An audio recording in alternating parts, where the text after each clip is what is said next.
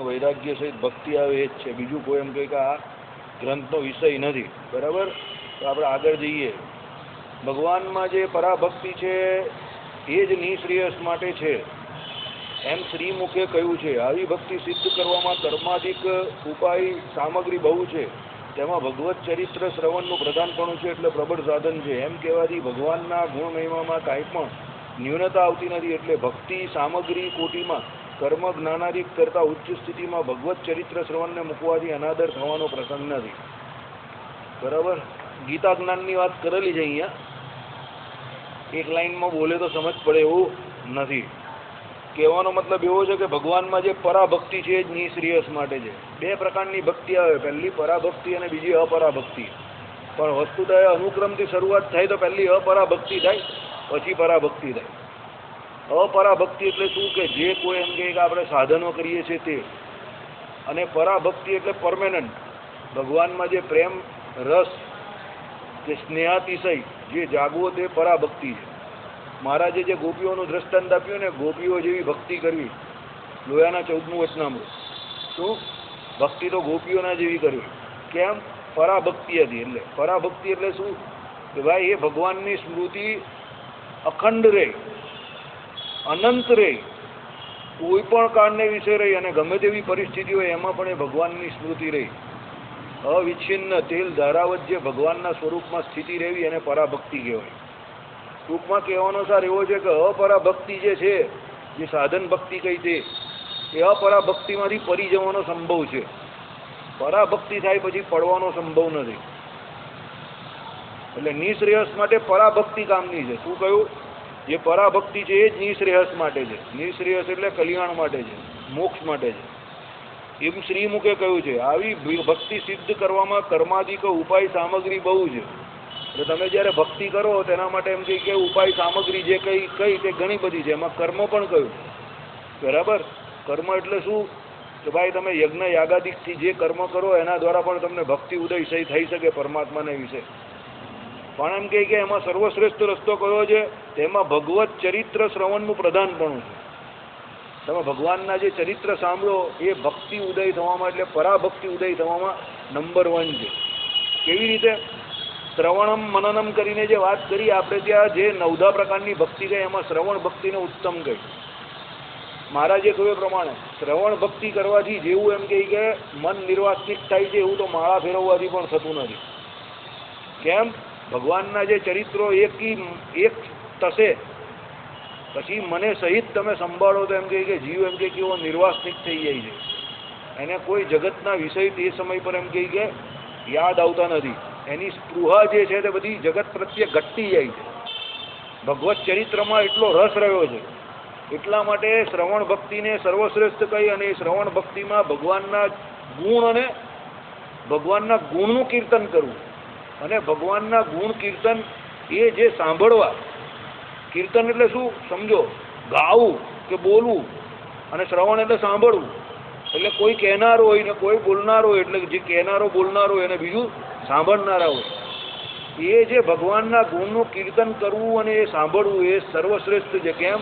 એનાથી મન અતિ નિર્વાસનિક થાય છે. એટલે શું કહ્યું અહીંયા કે ભાઈ ભગવત ચરિત્ર શ્રવણનું પ્રધાનપણું છે એટલે એ પ્રબળ સાધન છે, એ સૌથી મોટું સાધન છે નિર્વાસનિક થવાનું. એમ કહેવાથી ભગવાનના ગુણ મહિમામાં કાંઈ પણ ન્યૂનતા આવતી નથી. અને આવું કહેવાથી ભગવાનના કંઈ ગુણ મહિમા કંઈ ઘટતો નથી. એટલે ભક્તિ સામગ્રી કોટીમાં કર્મ જ્ઞાનાદિક કરતા ઉચ્ચ સ્થિતિમાં ભગવત ચરિત્ર શ્રવણને મૂકવાથી અનાદર થવાનો પ્રસંગ નથી. એટલે તમે જે ભક્તિની સામગ્રી સમજો, એટલે ભક્તિ કરવા માટેના જે સાધનો છે એમાં તમે કર્મ અને જ્ઞાન કરતાં ભગવાનના ચરિત્રને નંબર પર મૂકો, એમાં કંઈ ખોટી વાત નથી. ભગવત ચરિત્ર નંબર 1 પર મુકાઈ શકાય.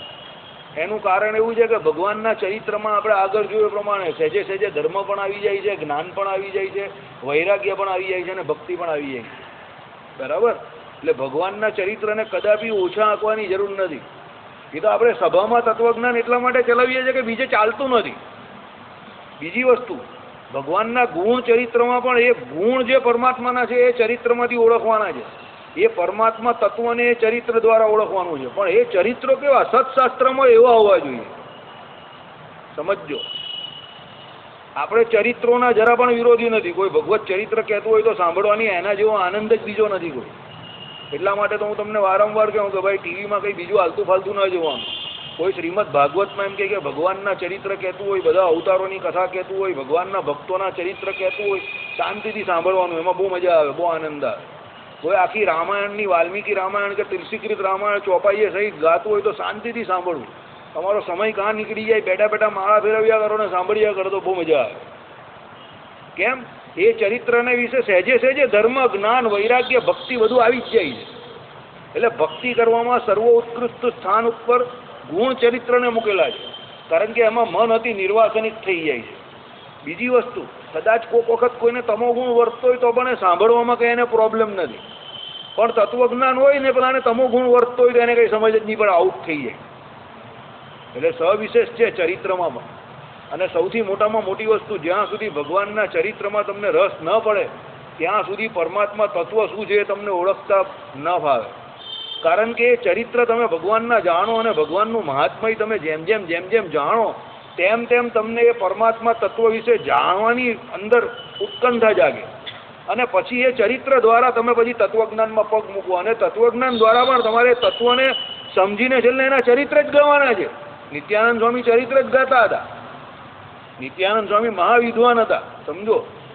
તત્વજ્ઞાન લોકો કરે, પણ તત્વજ્ઞાન જાણીને એ પરમાત્મા તત્વને ઓળખીને કે પોતાના આત્માના સ્વરૂપને ઓળખીને છેલ્લે તો ભજન જ કરવાનું છે, ચરિત્ર જ ગાવાના છે ભગવાનના. એટલે ભગવાનના ગુણ ચરિત્ર બહુ જરૂરી છે.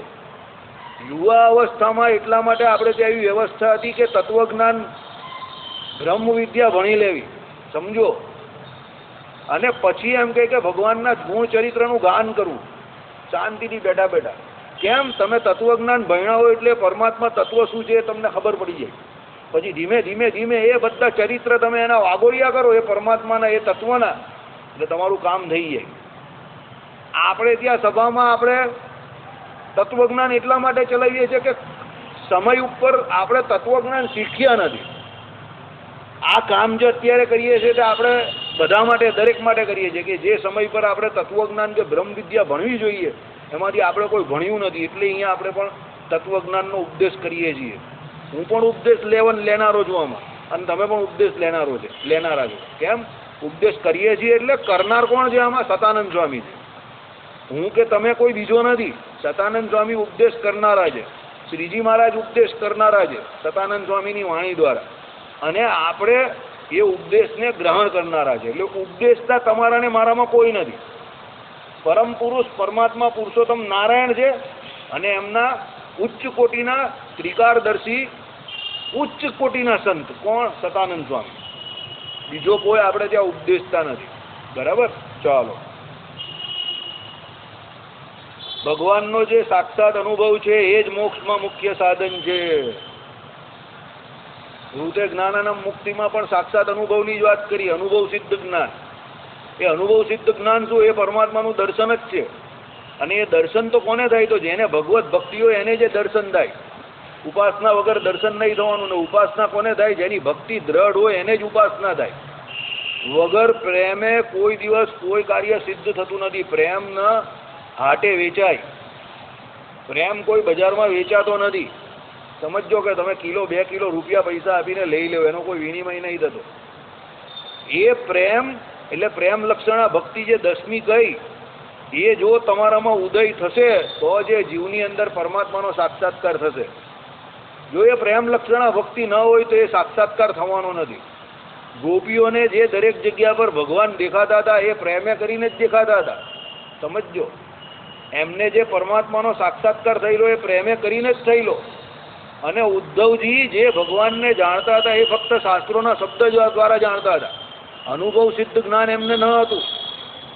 એટલે ગોપીઓને વિશે એટલો વિશેષ હતો શું કે પ્રેમે કરીને ભગવાનમાં અતિશય એમની વૃત્તિ જોડાણી હતી. અને એ વૃત્તિ જે જોડાઈ હતી એને કરીને પ્રેમાતિશયને કારણે એ પરમાત્મા એમને પેલી સ્તુતિમાં કહ્યું એ પ્રમાણે જડે વિષ્ણુ સ્થળે વિષ્ણુ, વિષ્ણુ વિષ્ણુ સ્થળે સ્થળે, દરેક જગ્યા પર એ ભગવાન જ દેખાતા હતા. માટલામાં પણ ભગવાન દેખાય ને ઘરના રસોડામાં પણ ભગવાન દેખાય ને પછી જમવામાં પણ ભગવાન દેખાય ને માખણમાં પણ ભગવાન દેખાય ને છોકરામાં પણ ભગવાન દેખાય. દરેક જગ્યા પર એક કનૈયો જ અમને દેખાતો હતો. કેમ? પ્રેમ લક્ષણા ભક્તિ અમને ઉદય થઈ ગઈ.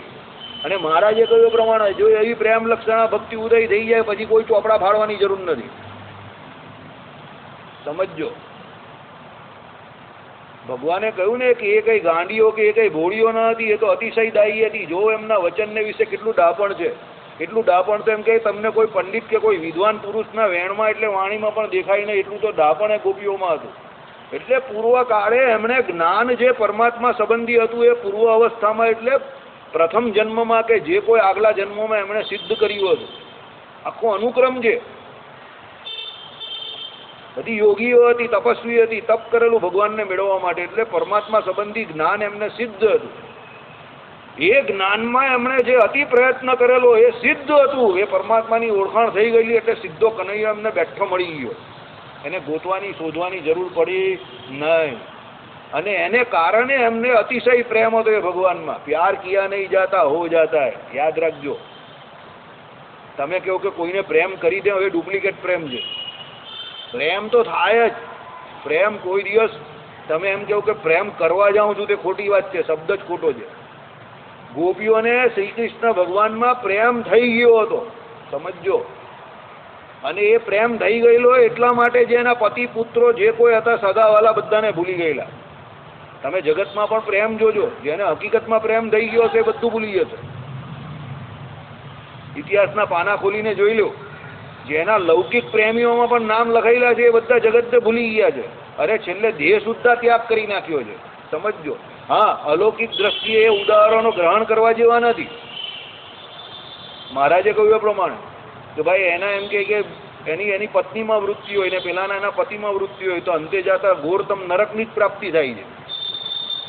પણ એમ કે ગોપીઓ એમ કે ભગવાનને વિશે વૃત્તિઓ એમ કે રાખી અને કામે કરીને પણ જે ભગવાનને ભજી એ બધાને ભગવાનનું ધામ પ્રાપ્ત થયું. કહેવાનો મતલબ શું છે? પુરુષોત્તમ નારાયણને વિશે જે સ્નેહ, જે ભક્તિ એ બંધનમાંથી મુકાવનાર છે. અને જગતને વિશે જે સ્નેહ, જે આસક્તિ, જે વાસના એ બંધન કરાવનાર છે. આટલો ફરક છે. એટલા માટે પરમાત્માને વિશે જે થાય છે એને ભક્તિ કહેવાય છે. સમજો. ઉપાસના કહેવાય છે. કોઈ બીજી જગ્યા પર કોઈને તમને થાય તેને કોઈ દિવસ ભક્તિ નહીં કહેવાતી. યાદ રાખજો. તમે કોઈ દિવસ જોયું કે એને એના પ્રત્યે બહુ ભક્તિ છે એવો કોઈ શબ્દ વાપરો? પ્રેમ છે એવો શબ્દ વાપરે. ભક્તિ શબ્દ ન વાપરો હોય. ભક્તિ ફક્ત પરમાત્માની જ થાય. સમજો. ઉપાસના ફક્ત પરમાત્માની જ થાય. પણ પ્રેમ એ જીવને કોઈની પણ જોડે થઈ શકે કારણ કે એના ઘણા બધા કારણ છે. પણ એ પ્રેમનું જે ફળ એ જો પરમાત્મા જોડે થાય તો એવું ફળ મળે કે જે અપુનરાવર્તી હોય. પછી આ લોકને વિશે આવવું ન પડે. પરમાત્માને વિશે પરમાત્માના સદા સાધર્મ્યને પામીને કાયમ માટે પછી આ જગતને છોડીને પરમાત્મા ભેળો, અક્ષર મુક્ત ભેળો ભગવાનની સેવામાં લાગી જાય. એટલે પેલો કહે ને પ્યાર કરવો, પ્રેમ કરવો તો એવો કરવો કે કદી એ પછી બીજા જોડે પ્રેમ કરવાની જરૂર ન પડે. बराबर? जिंदगी में प्यार एक ही बार होता है. लोग ऐसा कहते हैं, लेकिन मैं कहता हूं अगर प्यार करो एक बार करो तो भी उसके साथ करो कि दोबारा प्यार नहीं करना पड़े. एक જ વાર પ્રેમ કરવાનો પણ ભગવાનને કરવાનો. બરાબર? બીજા બધાને પ્રેમ કરવાથી કઈ ફાયદો નથી. એ તો જસ પર જૂતિયા જ આપવાના છે બેંગોલીની જેમ. બરાબર? મોજામાં કી ભાલો તે શું કહે? મોજામાં મોજામાં. એટલે આપણે શું કહેવાનું? તમે મોજામાં મોજામાં, અમે બૂટમાં બૂટમાં. બરાબર? બેંગોલીને પૂછવાનું હોય તો જઈને કી ભાલો એટલે શું કહેવાય? મોજામાં મોજામાં એટલે મજામાં. એટલે હું કાયમ કેમ અમે બૂટમાં, તમે મોજામાં, અમે બૂટમાં. એ કે એવું બૂટ વાળા નહીં, મજામાં મજામાં. આપણે જાણીને ન જાણતા બનવાનું. આ ભગવાનમાં પણ એવું છે. એક વખત પ્રેમ થઈ ગયો વાત પૂરી થઈ ગઈ, કામ તમામ. એટલે મહારાજે કહ્યું પ્રેમ તો ગોપીઓના જેવો કરવો. અને રામાનુજાચાર્યએ ચોખ્ખા શબ્દમાં કહી દીધું કે જે ભગવાનને વિશે ગોપીઓને પ્રેમ હતો એ પ્રેમની અંદર તો ધર્મ પણ આવી જાય છે, જ્ઞાન પણ આવી જાય છે, વૈરાગ્ય પણ આવી જાય છે. અને ભગવાને પણ કહ્યું કે જો એને એવી ગોપીઓના જેવી ભક્તિ છે તો એનામાં સહેજે સહેજે ધર્મ પણ રહ્યો છે, એનામાં સહેજે સહેજે જ્ઞાન પણ રહ્યું છે, અને વૈરાગ તો રહ્યો જ છે. તો જ બૈરી છોકરાને છોડીને અડધી રાત્રે ભગવાન પાસે જાય ને. સમજો, વૈરાગ નથી આપણે એટલે તો અડધી રાત્રે પણ પેલો કહી કે ચાલ એક જગ્યા પર કમાવાનું છે. હું વાત કરે છે, ચાલ તો તરત કપડાં પહેરીને ચાલ્યો જાય. કેમ? વૈરાગ નથી. પણ ભગવાનના વિશે એમ કહે કે પેલાને ગોપીઓને અતિશય સ્નેહ હતો અને જગતને વિશે અતિશય વૈરાગ હતો. એટલે ભગવાને કહ્યું જેને આવવું હોય તે રાત્રે કેટલા વાગે આપણે કહીએ પ્રમાણે મધ્યરાત્રિએ, ચાલો શબ્દ આપણે એવો વાપરીએ, શરદ પૂનમની રાત્રિએ જેને આવવું હોય તે બધી આવી જાય યમુના કિનારે. જંગલ હતું, નકરું જંગલ. અત્યારે જંગલ છે તો ત્યારે જંગલનો બાપ હશે. વિચાર કરો. આવી જજો.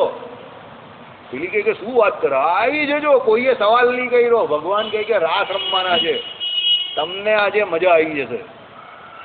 અને બધી બાયરી પતિ છોકરા સાસુ સસરા બધાને મૂકીને ચાલી આવી. પછી કાલે સવારે શું થશે એની કોઈને ચિંતા નથી. કેમ? કૃષ્ણ પાસે જવાનું જ ને, કનૈયા માટે જવાનું જ ને. એની જોડે જો એક રાત પણ રાસ રમવાનો મળે અને પછી આખી દુનિયા ભલે આખી જિંદગી એને ત્યાગ કરવાનો કરી દે ને, કોઈ વાંધો નથી. સોદો કેવો છે? ફાયદાનો છે, નફાનો છે. ભગવાન જોડે જો આખી રાસ ક્રીડા કરવાની મળે અને એના બદલામાં પછી જગત આખી જિંદગી ભલે ગાળ દે, સમજજો, પણ એ નફાનો ધંધો છે. એ ગોપીઓ સમજતી હતી. બરાબર? એટલે ભગવાને એ ગોપીઓનું નામ લખેલું છે. સંપ્રદાયમાં ઘણા લોકોને બહુ મરચા થાય છે એનાથી કે ભાઈ ગોપીઓનું નામ કેમ લખ્યું. અરે ભાઈ, ભગવાન છે સનાતન સંસ્કૃતિને વળગીને રહેલા છે. વૈદિક પરંપરા પ્રમાણે ઉદ્ધવ સંપ્રદાયની રચના કરી છે. અને સાક્ષાત પુરુષોત્તમ નારાયણ છે, એમના શબ્દ છે, કોઈ બીજાના જેવા તેવાના થોડા છે. એટલે જ્ઞાન કર્મ સમુચ્ચયવાદની સ્થાપના શ્રીજી મહારાજે પણ કરી છે. આ જ પ્રમાણે રામાનુજાચાર્યએ પણ કરી છે, પણ શ્રીજી મહારાજે પણ આ પ્રમાણે જ્ઞાન અને કર્મ સમુચ્ચયવાદ કે જે કર્મ કરવાના, જે યજ્ઞ યાગાદિક સાધન છે, કે જે જ્ઞાન એને જાણવા માટે જે કંઈ જરૂરી છે એ ભક્તિથી જુદા નથી. જો આવી પ્રેમ લક્ષણા ભક્તિ થાય તો એ અને એને ભક્તિ કરવા માટેના જે આ બધા જે કર્મ કયા, કે જ્ઞાન મેળવવા માટેના જે કોઈ સત્શાસ્ત્ર અભ્યાસ કયા, કે ગુરુ પાસે જવું, કે પછી તમે યજ્ઞ કરાવો, કે અહીંયા વિષ્ણુ યાગ કરાવો, તો એ કઈ એક ભક્તિ જે ભક્તિથી જુદું નથી, બધું ભક્તિમાં જ આવી જાય છે. અને આ બધું ગોપીઓને સિદ્ધ હતું. સમજો. એટલે ટૂંકમાં કહેવાનો સાર એવો છે અહીંયા, જો ભક્તિ ઉદય થઈ ગઈ તો બીજું બધું સહેજે સહેજે થશે. પ્રેમ લક્ષણા ભક્તિ ઉદય કરવા માટેની આ બધી મથામણ છે કે ભગવાન જોડે પ્રેમ થવો જોઈએ. એ ભગવાનના ગુણને જાણીને જે પરમાત્માને વિશે પ્રેમ થશે. અને આ કંઈ એકાદ જન્મનો દાખલો આમાં કામ આવતો નથી. ધ્રુવજી, પ્રહલાદજી બધા અનંત કોટી જન્મથી એમ કહે કે ભગવાનને મેળવવા માટે લાગેલા. ગીતામાં ભગવાને અર્જુનજીને શું કહ્યું કે આ હિમાલય જોઈ રહેલા છો તમે, આ હિમાલયથી મોટો એમ કહે કે એના હાડકાનો એમ કે મોટો પહાડ થાય એટલા જન્મ એના થઈ ગયા છે, ત્યારે 6 મહિને મને મળેલા. બરાબર? હવે હિમાલય કેવડો મોટો છે, કેટલા જન્મ થઈ ગયા છે. એટલે તમે કહો કે ભાઈ મને કંઈ પ્રેમ ઉદય થતો નથી, હું તો છેલ્લા 20 વર્ષથી મંદિર આવું છું. એક ભગત અત્યારે આપણી સભામાં નથી આવતા, મને કહેતા હતા હું 40-50 વર્ષથી મંદિર આવું છું, મને કંઈ એવો પ્રેમ ઉદય થતો જ નથી. અરે ભાઈ, તું 40-50 વર્ષના કાં ગીત ગાય છે? લોકો 40-50 જન્મથી લાગેલા જ તે, એના કંઈ મેળ નહીં પડતા તો 40-50 વર્ષની કાં વાત કરે છે? બરાબર? એ તો આ કંઈ એક જન્મનો દાખલો થોડો ચાલે છે. આમાં તો અનેકો જન્મ સંસિદ્ધિ સ્થિતો યાતિ પરામ ગતિ. અનેક જન્મના તમારા સુકૃતનો ઉદય થાય ત્યારે ભગવાન અને ભગવાનના ભક્તો સંતો આ સત્સંગની પ્રાપ્તિ થાય છે. એમ કે આપણે એમ કે ભાઈ બધી ખબર પડી ગઈ અને ભગવાન તો આમ પેલા હાથ વેચ છે મારા, એવું કંઈ નથી કે આ અહીંયા ભગવાન અને પછી પેલા કે એક પ્રમાણે કે હવે તો તમારા કોઈ એનો પાર જ નહીં રહ્યો, પ્રારબ્ધનો મળ્યા નહીં ને મળશે નહીં ને હવે આ વખતે તો એવા મળી ગયા છે. અરે એમ કંઈ મળ્યા એટલે હું કે એને કોઈ છોડતું નથી. એવા મળ્યા હોય તો પછી પેલો સભા છોડીને કામ ધંધે કે બાયરી છોકરા પાસે જાય જ કેમ? અને બોલવાવાળો પણ પછી એક પછી એક બીજી જગ્યા શું કામ લેવા માંડે? એ શાંતિથી બેઠો બેઠો ખૂણામાં બેઠો ભજન નહીં કર્યા કરે? જો એને એટલું બધું થઈ ગયું હોય તો સમજો. એટલે શ્રોતા ને વક્તા બેવ સમજ્યા વિનાના પેઠને અર્થે પુરાણી રે, એવી વાત છે આ બધી. બરાબર. એટલે વ્યક્તિગત વાત નહીં કરતા આપણે શું સમજવાનું છે? શાસ્ત્રનો સિદ્ધાંત. એ પ્રેમ લક્ષણા ભક્તિ ઉદય કરવાની છે, અને એ ભક્તિ કરવા માટે જે તમે કર્મ કરો કે સાધન કરો કે એમાં જે જ્ઞાનની અપેક્ષા છે એ કે ભક્તિથી જુદા નથી. બરાબર. ચાલો, મહારાજ દયાળુ બધું અત્યારે જ્ઞાન વાળું જ ચાલે છે. જો પેલા વચનામૃતમાં પણ રૂતે જ્ઞાનમ મુક્તિ ચાલે છે, આમાં પણ જ્ઞાન જ આવી ગયું ને ભક્તિ જ આવી ગઈ. એટલે ભગવાનનો જે સાક્ષાત અનુભવ છે એ જ મોક્ષમાં મુખ્ય સાધન છે. એમ ક્ષીયંતે ચાસ્ય કર્માણી તસ્મિન દ્રષ્ટે પરાવરે આ શ્રુતિ કહે છે. બરાબર. તેવું દર્શન તો ભક્તિ પરિપાકના અતિશયથી જ થાય. આવી ગયું ને? ભક્તિ થાય તો જે દર્શન થાય, બાકી એવું દર્શન થાય નહીં. પેલા અમદાવાદ વાળા ભક્તને 7 દિવસના દર્શન એટલા માટે યાદ રહીશ કે એને ભક્તિ છે. ઘણા લોકો અહીંયા એવા હશે કે એને છેલ્લી વખત તિજોરીમાં કેટલા રૂપિયા મૂક્યા હશે એને યાદ હશે. જાઓ, ઘણા લોકો એવા હશે. જાઓ. અને ઘણા લોકો એવા પણ હશે કે એના કઈ બેંકમાં અત્યારે કેટલા રૂપિયા છે તે તમને આમ એટ એ ટાઈમ ફિગર કે કચ્છામાં જોયા વગર. બોલો, એની કઈ રસીદ ક્યારે પાકે એ પણ એને મોડ્યો હશે. બોલો, કેમ એ ખબર છે? એને વિશે એને શું છે? માલ માનેલો છે, એને હેત છે એટલે ખબર છે. સમજો. ટૂંકમાં સાર એવો છે, અમારા હરિચરણદાસ સ્વામી કહેતા હતા ને, યાદ નહીં રહેતું, લાવ 100 રૂપિયા એમ કહી. એ લોકો 100 રૂપિયા કેમ? લાવ 100 રૂપિયા એમ કહી. મૂકી અહીંયા નોટ એમ કહી. નોટ મુકાવે પછી 2 કલાક રહીને પૂછ્યા કેટલા રૂપિયા મૂકેલા. સભા તો 3-4 કલાક ચાલતી હતી ને પહેલા. 100 રૂપિયા મૂકેલા સ્વામી. એમ કહી, એ તો 50 જ મૂકેલા. 100 રૂપિયા મૂકેલા સ્વામી? અરે તે 50 જ મૂકેલા છે એમ કહી કે 100 રૂપિયા મૂકી પેલો કહી. પછી અંદરથી જોઈ તો 100 જ નીકળ્યા. આને યાદ રહી ગયો 2 કલાક પછી. આ જુઠ્ઠું બોલે છે કે મને યાદ નહીં રહેતું. એને 100 જ મૂકેલા એને યાદ છે. એટલે કોઈ એમ કહે કે હું વાંચું જ ને મને યાદ નહીં રહેતું, એ શું છે? દાનું છે. વાંચવામાં આપણે રસ નથી, સાંભળવામાં આપણે રસ નથી. બાકી વાંચે તો રસ હોય તો યાદ રહે જ. હરિચરણ સ્વામી પાસે જઈને મારી જગ્યા પર તો હા બધા પાસે રૂપિયા લઈ લે, અહીંયા ઢગલો જ કરાવી નાખે. પછી છેલ્લે પૂછે કોના કેટલા હતા, એટલે તરત પેલો યાદ જ હોય ને કે કેટલા હતા.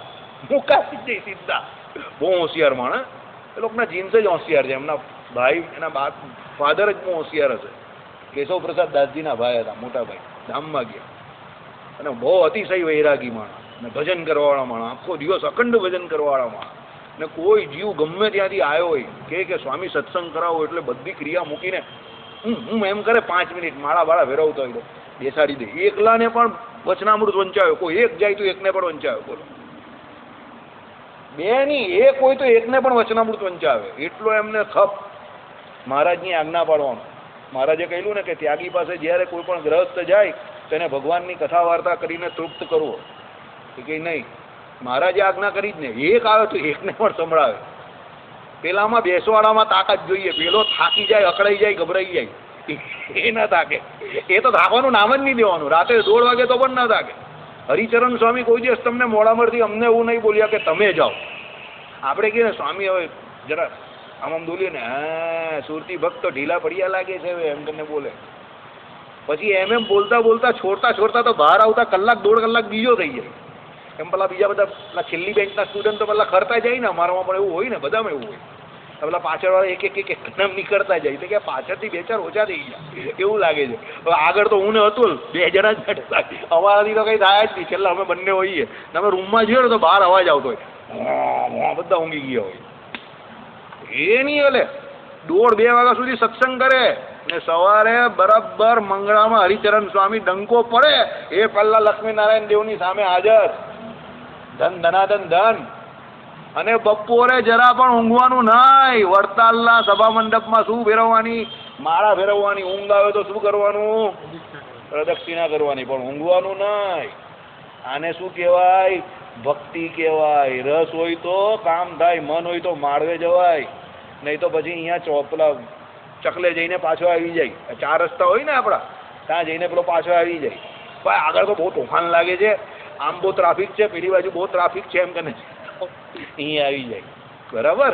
ચાલો, તે ગીતામાં કહ્યું છે કે ભક્તિયા ત્વનન્યયા શક્ય અહમ એવમ વિદો અર્જુન જ્ઞાતુમ દ્રષ્ટુમ ચ તત્વેન પ્રવેષ્ટુમ ચ પરંતપ. પરાભક્તિમાં કર્મ જ્ઞાન વૈરાગ્યનું અનુક્રમે ઉપકાર કરવા પણ તો છે જ. આવી ગયો ને? એ જ મુદ્દો. મને ખબર ન હતી કે આમાં એ જ મુદ્દો છે. આ તમને કહી દઉં. પણ પહેલા બે શબ્દો વાંચ્યા ને, ગુણ અને કર્મવાળા, એટલે મને અંદરથી લાઇટ થઈ કે આ પેલી ભક્તિની જ વાત કરે જેમાં બધું આવી જાય. બાકી પહેલા 4 શબ્દોમાં શું કહ્યું? ભગવાનના ગુણ, ચરિત્ર, કર્મ અને જ્ઞાનની અપેક્ષાએ શ્રેષ્ઠ છે. પણ મને રામાનુજ જ્ઞાન કર્મ સમુચ્ચયવાદ પેલો આપણે અહીંયા ચલવેલો તો યાદ. મને ખબર કે આ ગીતાના એ શ્લોક પર જ લઈ જશે કે એ જે ભક્તિ કઈ એની અંદર ધર્મ, જ્ઞાન ને વૈરાગ્ય બધા અંદર આવી જ જાય. સંપ્રદાયમાં કોઈ જગ્યા પર આપણે ત્યાં બે મુખે વાત નહીં થઈ, યાદ રાખજો. લોકોને સમજ નહીં પડતી. લોકો શું કરે? આટલું વાંચે ને, ચરિત્ર વાંચ્યા કરવાના જો આમાં કહેલું છે ને, અરે આખું વાંચ, આખું વાંચ. સત્સંગી જીવનનું પાટિયું પણ બધા 1 લાઈન ને 2 લાઈનનો અર્થ કરવા આવે મારી પાસે. આખું વાંચ તો પેલી 2 લાઈન ખબર પડશે. ને આપણે હંમેશા સત્સંગી જીવન ત્યાં લખીએ જ ને, સંદર્ભથી જ લખીએ છીએ. એવું નહીં લખતા કે ભાઈ આજનું આજે ને કાલનું કાલે. અનુક્રમથી લખીએ છીએ. એટલે જે સંદર્ભના અનુક્રમ યાદ રાખતો હોય એને બધું ખબર પડે. આવ્યું ને આમાં નીચે? જો શું કહ્યું? પરાભક્તિમાં કર્મ, જ્ઞાન અને વૈરાગ્યનું અનુક્રમે ઉપકાર કરવા પણ તો છે જ. એટલે જેને પરાભક્તિ થાય એને શું? કર્મ પણ આવી જાય, જ્ઞાન પણ આવી જાય અને વૈરાગ્ય પણ આવી જાય. અહીંયા કર્મ કેમ કયા, ધર્મ કેમ ના કયા? બોલો. ધર્મ શબ્દ ન વાપરો ને કર્મ શબ્દ કેમ વાપરો? સમજ પડી હોય તો સમજ પડી જશે, ને સમજ ન પડી હોય તો તમે પડી જશો. તમે પડી ગયા ને? કેમ અહીંયા કર્મ શબ્દ વાપરો ને ધર્મ શબ્દ ન વાપરો? હું અહીંયા બોલ્યો છું આનો જવાબ. જો તમે ધ્યાનથી સાંભળો હોય તો ખબર પડી જાય. અહીંયા કર્મ શબ્દ એટલા માટે વાપરો કે અહીંયા ધર્મ શબ્દના અર્થમાં જે યજ્ઞ યાજન જે કંઈ કરવું એ ધર્મ જે છે એ કર્મરૂપી ધર્મ છે. તમે યજ્ઞ યાગાદિક જે કંઈ કરો, દેવતાઓને કંઈ આપો કે સર્વદેવ નમસ્કારમ કે સમમ પ્રતિ ગચ્છતિ, મેં કહ્યું તો ખરું, વિષ્ણુ યાગ આદિક જે કંઈ કરો છે ધર્મ, પણ એમાં ધર્મ કરવામાં કર્મ કરવાનું છે ને. તમારે આહુતિ આપવાની છે, પેલા એક ભાઈ મંત્ર જાપ કરે તો આ બધું કર્મ જ છે ને. એટલે કર્મ શબ્દ વાપરો. આઈડિયા આવ્યો? અને ભક્તિ તો એ ભક્તિ જ છે. એ ભક્તિ જુદી નથી. એક તો કે છે તો હું ક્યારના આપણે એ જ કેસેટ ચલાવીએ છીએ. એ યજ્ઞરૂપી કર્મ જે કર્યું એ પણ ભક્તિ છે. એ તમને જગતમાં જે પોતાની જાતને ન બાંધવું અને ભગવાનમાં સ્મૃતિ રાખવી, એ જે વૈરાગ્ય છે એ પણ ભક્તિ જ છે. એ બધા અંગો ભલે છે એના, સમજો, પણ એ અંગો વગર એ પરાભક્તિ સિદ્ધ નહીં થતી. એટલે જ્યાં પરાભક્તિની વાત આવે ત્યાં પેલા 3 સમજી જ લેવાના. લખેલું તો છે, સાંભળો ને. ઉપકાર કરવા પણ તો છે જ. ભગવત કથા શ્રવણનો તો કર્મયોગમાં સમાવેશ થવો સમુચિત છે. આવી ગયું? કર્મયોગ અને ભગવત કથા શ્રવણ કંઈ અલગ અલગ નથી. અને કે ભગવાનની કથા સાંભળો તો કર્મયોગ કરવાનો. પેલા કર્મ કયું કરવું એ ખબર પડે ને. આપણે આટલા બધા ભગવાનના ચરિત્ર જોયા, ભગવત ભક્તોના ચરિત્ર જોયા, તો હવે આપણે ખબર પડે છે કે આપણે કેવી રીતે જીવવું, ભગવાનને મેળવવા માટે શું કરવું અને શું ન કરવું એ વધારે જરૂરી છે. નિષિદ્ધ કર્મનો ત્યાગ કરવા સિવાય કોઈ દિવસ વિધિ જે તમે કરશો એ કર્મોનો તમને ફળ મળશે નહીં. નિષિદ્ધ કર્મનો ત્યાગ પહેલા કરવો પડશે. લોકો ભલે નથી માનતા, પણ પહેલા નિષિદ્ધ કર્મનો ત્યાગ કરો. નિષિદ્ધ કર્મ એટલે ખબર ને? જે નથી કરવાનું એ પહેલા છોડી દેવું. સિગરેટ, બીડી, દારૂ જે કંઈ પીતા હોય, માંસ ખાતા હોય, કાંદો લસણ ખાતા હોય, એ પહેલા છોડી દેવું. નિષિદ્ધ કર્મનો ત્યાગ ન કરશો ત્યાં સુધી સત્કર્મનું ફળ ન મળશે. સમજો, ત્યાં સુધી ભક્તિમાં તમને કોઈ 1 પગથિયું 2 પગથિયું એમ જે સ્ટેપ આગળ વધવાનું એમ ન વધાશે. શાસ્ત્રો કહે છે પહેલા નિષિદ્ધ કર્મનો ત્યાગ કરો. ખાડા પહેલા પૂરો, પછી જગ્યા સમતલ થાય અને પછી જ ચાલવાની મજા આવે. ખાડા હોય તો ગમે ત્યાં તમે જાઓ, પડવાના ગમે ત્યારે. એમ નિષિદ્ધ કર્મનો ત્યાગ ન કરશો તો ગમે ત્યારે ગબડી જશો. બરાબર? એટલે પહેલા નિષિદ્ધ કર્મનો ત્યાગ કરી નાખો. જે શાસ્ત્રોમાં ના પાડી છે કદાપી ના કરવું. અને પછી જ તમે જે કંઈ વિધિ કઈ શાસ્ત્રોમાં એ પ્રમાણે વિધિરૂપ જે કર્મ કરશો તેનું ફળ મળશે, ભગવાન રાજી થશે. આમાં એ જ કહેવા માંગે છે. શું કહ્યું? ભગવત કથા શ્રવણનો તો કર્મયોગમાં સમાવેશ થવો સમુચિત છે. ભગવાનની જે કથા સાંભળવી એ પણ એક જાતનો કર્મયોગ જ છે. સમજો, તમે જે અહીંયા બેસીને સાંભળો છો કે હું અહીંયા જે બેસીને હું પણ સાંભળું જ છું, આમાં હું વક્તા નથી, હું પણ સાંભળનારો જ છું. સતાનંદ સ્વામીને સાંભળનારો છું. ટૂંકમાં ફરક એટલો છે, હું મારી વાણી દ્વારા સાંભળું છું અને તમે તમારા કાન દ્વારા સાંભળો છો. આઈડિયા આવ્યો? કઈ કહેનાર તો અહીંયા એક જ છે, સતાનંદ સ્વામી. એ ભગવાનની કથા જે શ્રવણ કરવી એ શું છે? સૌથી મોટું જે કહ્યું એ કર્મયોગ છે. આગળ જઈએ આપણે. અથવા ભગવાનના મહિમાને જણાવનાર હોવાથી ભક્તિના અંગપણે પણ ઉપયોગ થવો ઉચિત છે. એ કથા દ્વારા શું જાણવાના? ભગવાનનો મહિમા જ જાણવાના ને. એટલે એના દ્વારા શું થાય? ભક્તિના અંગપણે પણ ઉપયોગ થવો ઉચિત છે. એટલે ભક્તિના અંગપણે એનો ઉપયોગ થયો છે. કેનો? કર્મયોગનો. કેનો? કર્મયોગ તરીકે શું કહ્યું? ભગવાનની કથા સાંભળવી તે. એટલે શ્રવણ ભક્તિને કર્મયોગથી અહીંયા જુદી કઈ નથી. એટલે કોઈ મોટી છોડે ને, હું તો કર્મયોગી છું ને કર્મ સંન્યાસ ને બધી મોટી છોડે, તો તમે પણ એનાથી કઈ ઓછા નથી. એ જે કરે તે તમે બધા બધું કરો જ છો, પણ એને બોલતા સારું આવડે, તમને બોલતા નથી આવડતું, રજૂઆત કરતા નહીં આવડતી. આગળના વડાપ્રધાન કોઈ કામ નહીં કરતા હતા એવું ન હતું, કામ તો બધા કરતા હતા, પણ અત્યારનાને બોલતા આવડે છે. પહેલાને બોલતા નહીં આવડતું. પહેલાના વડાપ્રધાન જે 10 વર્ષ રાજ કર્યું એને જી મેડમજી આટલું જ બોલતા આવડતું હતું. બરાબર, કામ તો એણે પણ કર્યું હોય, એને મેડમજીથી આગળ બોલતા જ નહીં આવડતું હતું. આને બોલતા આવડે છે એટલે એની નોંધ લેવાય. એમ આપણે જે કંઈ કરીએ છીએ એમાં કર્મ સંન્યાસ યોગ નહીં, પણ કર્મયોગ જ છે. આપણે બધા કર્મયોગી જ છીએ. નિષ્કામ કર્મયોગ આપણે બધા રોજ કરીએ જ છીએ. ભગવાનની જે કથા સાંભળવીથી માંડીને સવારે ઉઠો છો ભગવાન માટે, બ્રહ્મ મુહૂર્તમાં ને પૂજા પાઠ જે કંઈ કરો છો બધું કર્મયોગમાં આવે. અરે તમારા બાયરી છોકરા માટે જે કમાવા જાઓ છો, જો એ પણ ધર્મથી કમાતા હો અને એમાં ભગવાનનો જે ભાગ એ કાઢતા હો અને ઠાકોરજીને રોજ થાળ જમાડતા હોવ, તો એ પણ કર્મયોગીનું નિશાન છે. નિષ્કામ કર્મયોગ છે. ભલે પૈસા કમાવા ગયા ને, ધર્મને નથી મૂક્યો ને, પરસેવો રેડો જ ને, એ પણ ગીતામાં કહ્યું છે. એ પણ કર્મયોગ છે તમારો. સમજજો, એવું નહીં કે એકલી મારા ફેરવી જ કર્મયોગ છે. બાયરી છોકરાનું પૂરું કરવું એ પણ ગ્રહસ્થ માટે કર્મયોગ છે. સમજો, પણ આસક્તિ રહિત કામ કરવાનું અને ભગવાન જે આપે એમાં રાજી રહેવું. અને પ્રારબ્ધ કરીને કંઈ વધારે પ્રાપ્ત થાય તો બીજા જેને મળ્યું નથી કે ઓછું મળે છે એને મદદ કરો, એ પણ કર્મયોગ છે. સમજો, સમજવાથી જેટલી ગ્રંથિઓ તૂટશે ને એટલી બીજા કશાથી ન તૂટશે. સમજવું બહુ જરૂરી છે. લોકો બધા ઉલટા ચશ્મા પહેરાવે છે. આ ગીતામાં તો લોકો બહુ ઉલટા ચશ્મા પહેરાવે છે. મન ગણન અર્થ કરે છે લોકો ગીતાના. એટલા બધા મન ગણન અર્થ કરે છે ને. હું પહેલા ગીતાથી બહુ ડરતો હતો. ફોર યોર કાઇન્ડ ઇન્ફોર્મેશન, ભગવાન હું આપણે જે હોય તે કહી દેવાનું. મને પહેલા ગીતા ગ્રંથથી બહુ ડર લાગતો હતો. કારણ કે બધા એવી વાત કરે ને, બધા જુદું કહે, બધા પોતપોતાના મન પ્રમાણે અર્થ કરે. મને થાય કે ગીતાનો અર્થ ખબર કેવી રીતે પડે? તો ઓરિજિનલ એનો સાર જાણવો કેવી રીતે? પછી 98-99 સાલમાં રામાનુજાચાર્યની ગીતા હાથમાં આવી. એ હરજીવનદાસ શાસ્ત્રીજીના જે પુસ્તકો વાંચ્યા એમાંથી એમણે જે ગીતા સાર કહ્યો, પછી મને ખબર પડી, ઓહો લોકો તો આનો અર્થઘટન ભાવ ખોટું કરે છે. બધા પોતપોતાના હિસાબે મન ભાવે તે જે ક્ષેત્રમાં હોય ત્યાં બધે કર્મયોગ ને કર્મ સંન્યાસ યોગ ને જ્ઞાન યોગ ને બધું જોડવાની વાત કરે છે. લૌકિક કર્મને ઘુસાડે છે. સમજો, એવું કંઈ છે નહીં.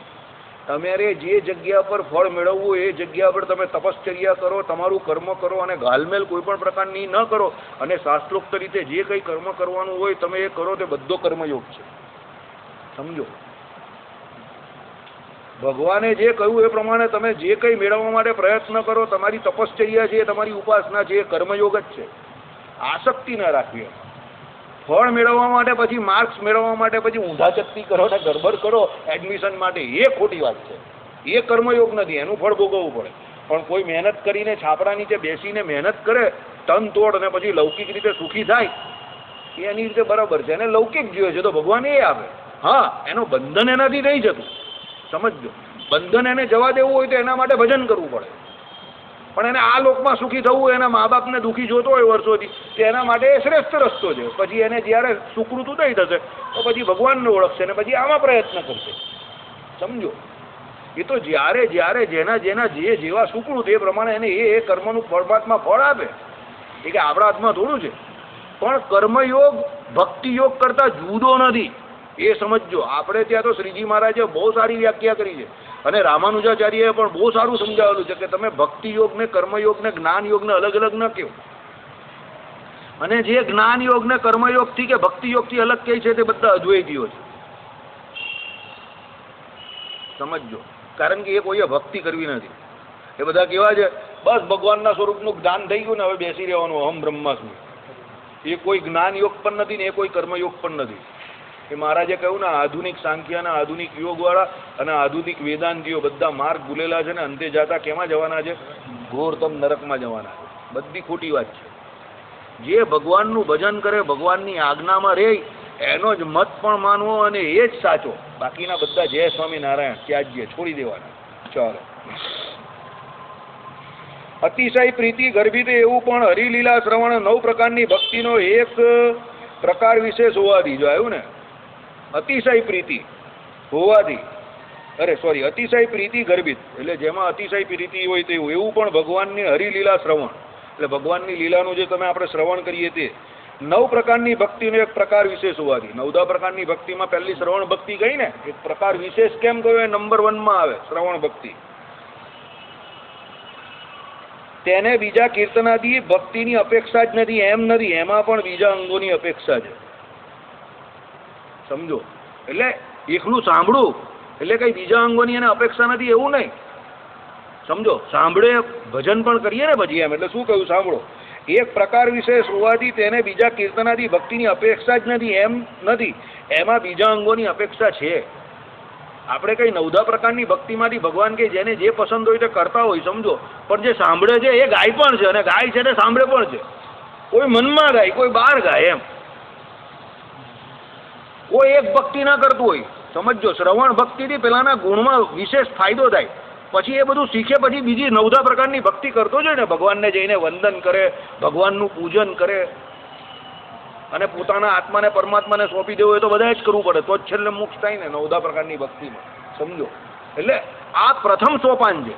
શ્રવણ ભક્તિ થઈ એટલે કે અટકી નહીં જવાનું, હજુ તો આગળ જવાનું છે. સર્ટિફિકેટ મળ્યું તમને, આગળ જવાનું. કેમ?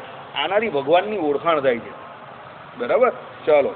બીજા અંગોની યાર બહુ ટાઈમ થઈ ગયો. શ્રીપતિમ શ્રીધરમ સર્વોદય મુદ્દો જેવો છે.